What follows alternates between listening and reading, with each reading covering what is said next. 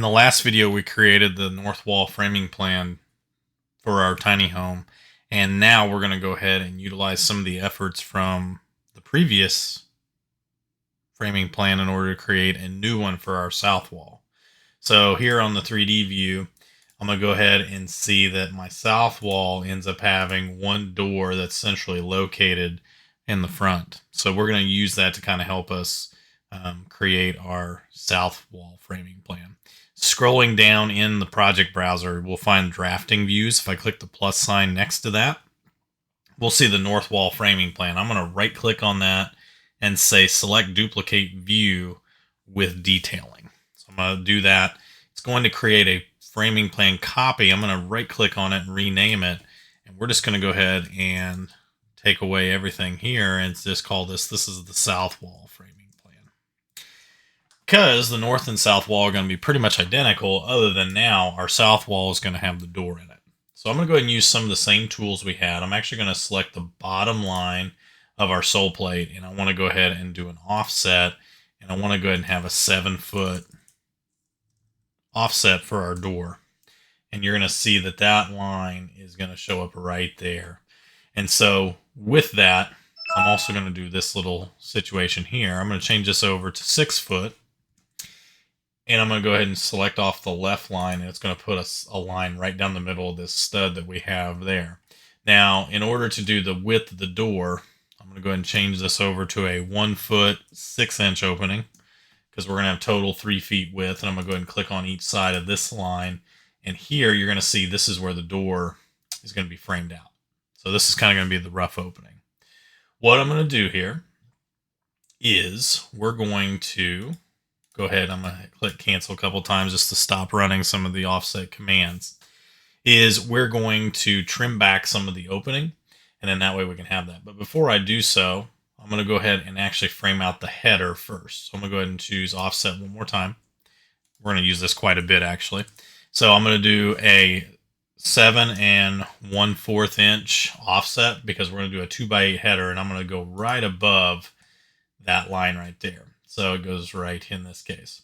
So number one, I'm going to go ahead and hit cancel a couple times. So I'm going to get rid of this middle line that I used. And then we're going to keep this little portion above the header. So what's going to happen is I'm going to go ahead and I'm going to grab this trim extend multiple elements. I'm going to click this top line, and I'm going to click these 2 lines here. So that way that it gets rid of the stud in the middle of the opening, but it keeps a little cripple stud there at the top in order to make that happen. Okay, a couple other things too is just to kind of keep things from getting a little too crazy.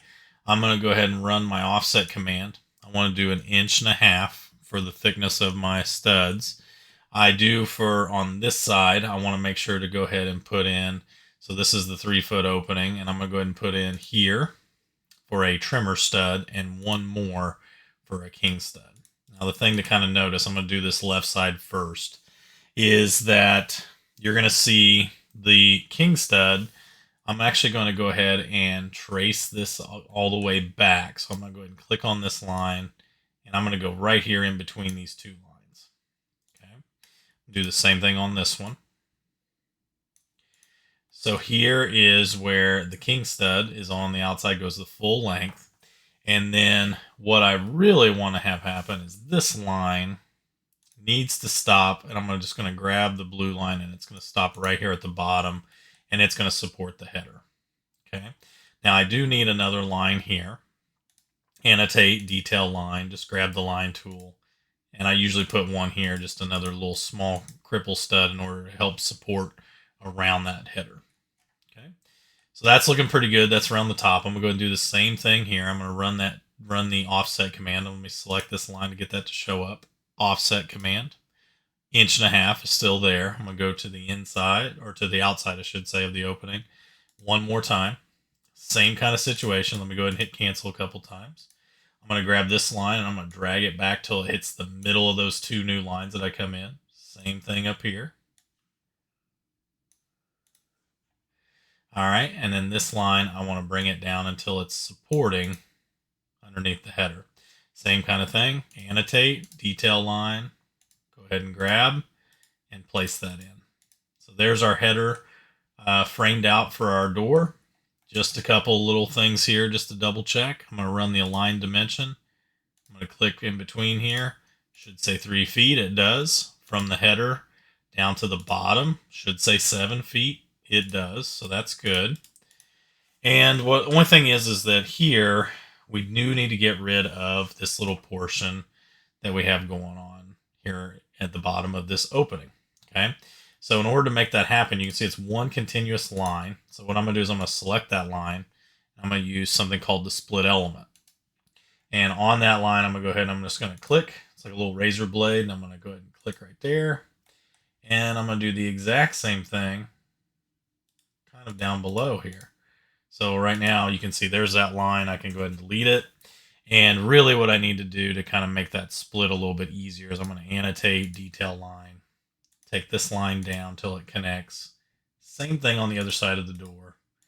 And now when I go to select this line, split, click right there at the intersection, cancel a couple times, I can just select that line and delete it.